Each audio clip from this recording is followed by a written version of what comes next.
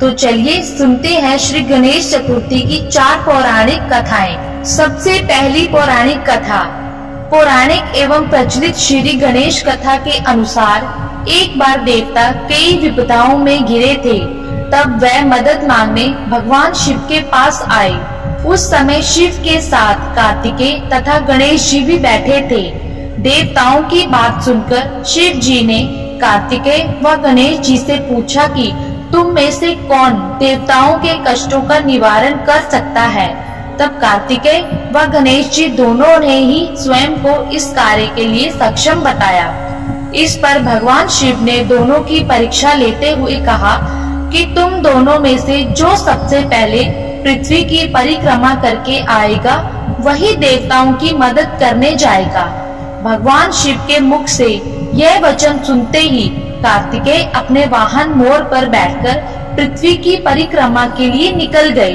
परंतु गणेश जी सोच में पड़ गए कि वह चूहे के ऊपर चढ़कर सारी पृथ्वी की परिक्रमा कैसे करेंगे, तो इस कार्य में उन्हें बहुत समय लग जाएगा। तभी उन्हें एक उपाय सूझा।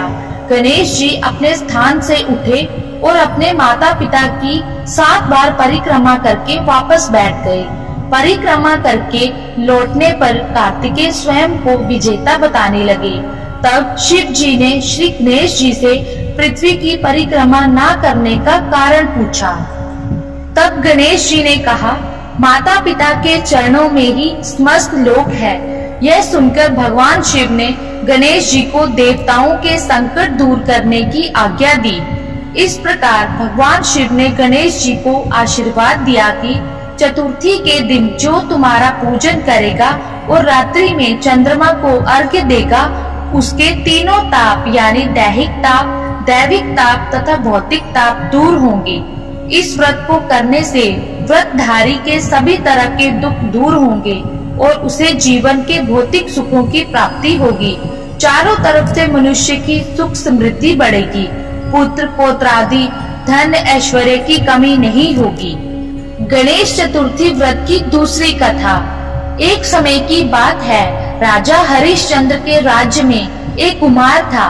वह मिट्टी के बर्तन बनाता, लेकिन वे कच्चे रह जाते थे। एक पुजारी की सलाह पर उसने इस समस्या को दूर करने के लिए एक छोटे बालक को मिट्टी के बर्तनों के साथ आवा में डाल दिया। उस दिन संकष्टी चतुर्थी का दिन था। उस बच्चे की माँ अपने बेटे के लिए परेशान थी। उसने गणेश जी से बेटे की कुशलता की प्रार्थना की। दूसरे दिन जब कुम्हार ने सुबह उठकर देखा तो आवा में उसके बर्तन तो पक गए थे, लेकिन बच्चे का बाल बांका भी नहीं हुआ था। वह डर गया और राजा के दरबार में जाकर सारी घटना बताई। इसके बाद राजा ने उस बच्चे और उसकी माँ को बुलवाया तो माँ ने सभी तरह के विघ्न को दूर करने वाली संकष्टी चतुर्थी का वर्णन किया। इस घटना के बाद से महिलाएं संतान और परिवार के सौभाग्य के लिए संकट चौथ का व्रत करने लगी। गणेश चतुर्थी की तीसरी कथा।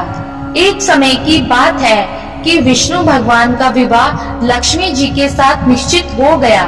विवाह की तैयारी होने लगी। सभी देवताओं को निमंत्रण भेजे गए, परंतु गणेश जी को निमंत्रण नहीं दिया।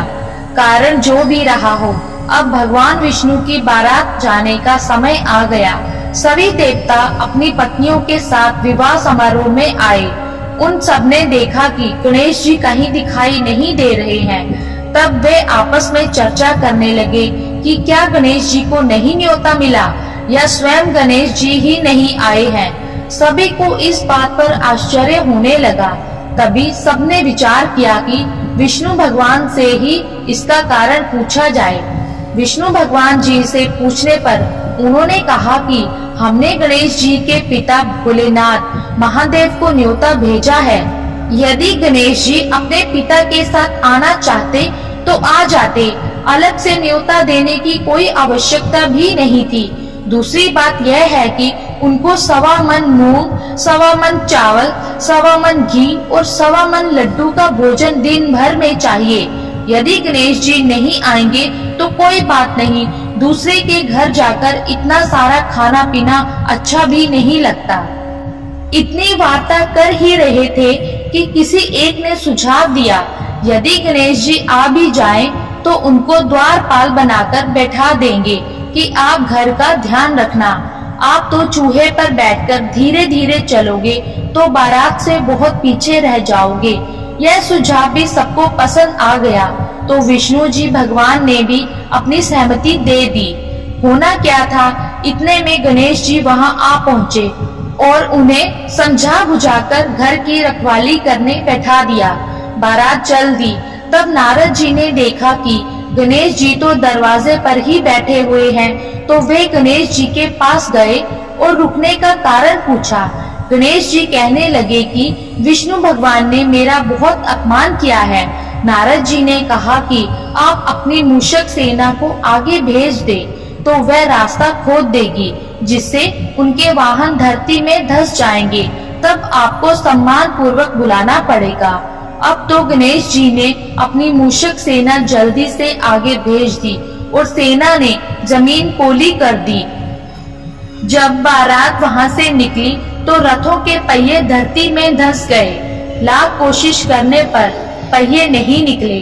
सभी ने अपने अपने उपाय किए, परंतु पहिए तो निकलने का नाम ही नहीं ले रहे थे, बल्कि जगह जगह से टूट गए। किसी की समझ में नहीं आ रहा था कि अब क्या किया जाए। तब नारद जी ने कहा, आप लोगों ने गणेश जी का अपमान करके अच्छा नहीं किया। यदि उन्हें मनाकर लाया जाए तो आपका कार्य सिद्ध हो सकता है और यह संकट टल सकता है। शंकर भगवान जी ने अपने दूत नंदी को भेजा और वे गणेश जी को लेकर आए। गणेश जी का आदर सम्मान के साथ पूजन किया। तब कहीं रथ के पहिए निकले। अब रथ के पहिए निकल तो गए, परंतु वे टूट फूट गए थे, तो उन्हें सुधारे कौन। पास के खेत में खाती काम कर रहा था, उसे बुलाया गया। खाती अपना कार्य करने के पहले श्री गणेशाय नमः कहकर गणेश जी की वंदना मन ही मन करने लगा। देखते ही देखते खाती ने सभी पहियों को ठीक कर दिया। तब खाती कहने लगा कि हे देवताओं, आपने सर्वप्रथम गणेश जी को नहीं मनाया होगा और ना ही उनकी पूजन की होगी, इसलिए तो आपके साथ यह संकट आया है। हम तो मूर्ख अज्ञानी हैं, फिर भी पहले गणेश जी को पूजते हैं, उनका ध्यान करते हैं। आप लोग तो देवता गण हो, फिर भी आप गणेश जी को कैसे भूल गए। अब आप लोग भगवान श्री गणेश जी की जय बोलकर जाएं, तो आपके सब काम बन जाएंगे और कोई संकट भी नहीं आएगा। ऐसे कहते हुए बारात वहां से चल दी और विष्णु भगवान का लक्ष्मी जी के साथ विवाह संपन्न करा के सभी सकुशल घर लौट आए। हे गणेश जी महाराज, आपने विष्णु को जैसो कार्य सार्यो ऐसो कार्य सबको सिद्ध कर जो। बोलो गजानन भगवान की जय। गणेश चतुर्थी की चौथी कथा। श्री गणेश चतुर्थी व्रत की पौराणिक कथा के अनुसार एक बार भगवान शिव तथा माता पार्वती नर्मदा नदी के किनारे बैठे थे। वहां माता पार्वती ने भगवान शिव जी से समय व्यतीत करने के लिए चौपड़ खेलने को कहा। शिव जी चौपड़ खेलने के लिए तैयार हो गए, परंतु इस खेल में हार जीत का फैसला कौन करेगा, यह प्रश्न उनके समक्ष उठा तो भगवान शिव ने कुछ तिनके एकत्रित कर उसका एक पुतला बनाकर उसकी प्राण प्रतिष्ठा कर दी और पुतले से कहा, बेटा हम चौपड़ खेलना चाहते हैं, परंतु हमारी हार जीत का फैसला करने वाला कोई नहीं है, इसलिए तुम बताना कि हम दोनों में से कौन हारा और कौन जीता। उसके बाद भगवान शिव और माता पार्वती का चौपड़ खेल शुरू हो गया। यह खेल 3 बार खेला गया और संयोग से तीनों बार माता पार्वती ही जीत गई। खेल समाप्त होने के बाद बालक से हार जीत का फैसला करने के लिए कहा गया, तो उस बालक ने महादेव को विजयी बताया। यह सुनकर माता पार्वती जी क्रोधित हो गई और क्रोध में उन्होंने बालक को लंगड़ा होने का, कीचड़ में पड़े रहने का श्राप दे दिया। बालक ने माता पार्वती से माफी मांगी और कहा कि यह मुझसे अज्ञानतावश में हुआ, मैंने किसी द्वेष भाव में ऐसा नहीं किया। बालक द्वारा क्षमा मांगने पर माता ने कहा, यहाँ गणेश पूजन के लिए नाग कन्याएं आएगी। उनके कहे अनुसार तुम गणेश व्रत करो, ऐसा करने से तुम मुझे प्राप्त करोगे। यह कहकर माता पार्वती शिव जी के पास कैलाश पर्वत पर चली गई। 1 वर्ष के बाद उस स्थान पर नाग कन्याएं आई। तब नाग कन्याओं में से श्री गणेश के व्रत की विधि मालूम करने पर उस बालक ने 21 दिन तक लगातार गणेश जी का व्रत किया। उसकी श्रद्धा से गणेश जी प्रसन्न हुए। उन्होंने बालक को मनोवांछित फल मांगने के लिए कहा। उस पर उस बालक ने कहा, हे विनायक, मुझ में इतनी शक्ति दीजिए कि मैं अपने पैरों से चलकर अपने माता पिता के साथ कैलाश पर्वत पर पहुंच सकूं और वे यह देखकर प्रसन्न हो जाएं। तब बालक को वरदान देकर श्री गणेश जी अंतर्ध्यान हो गए। इसके बाद वह बालक कैलाश पर्वत पर पहुंच गया और कैलाश पर्वत पर पहुंचने की अपनी कथा उसने भगवान शिव को सुनाई। चौपड़ वाले दिन से माता पार्वती जी शिव जी से विमुख हो गई थी। अतः देवी के रुष्ट होने पर भगवान शिव ने भी बालक के बताए अनुसार 21 दिनों तक श्री गणेश का व्रत किया। इस व्रत के प्रभाव से माता पार्वती के मन से भगवान शिव के लिए जो नाराजगी थी वह समाप्त हो गई। तब यह व्रत विधि भगवान शंकर ने माता पार्वती को बताई। यह सुनकर माता पार्वती के मन में भी अपने पुत्र कार्तिकेय से मिलने की इच्छा जागृत हुई। तब माता पार्वती ने भी 21 दिन तक श्री गणेश जी का व्रत किया तथा ध्रुवा, फूल और लड्डुओं से गणेश जी का पूजन अर्चन किया। व्रत के 21वें दिन कार्तिकेय स्वयं माता पार्वती जी से मिलने आ गए। उस दिन से श्री गणेश चतुर्थी का यह व्रत समस्त मनोकामनाओं की पूर्ति करने वाला व्रत माना जाता है।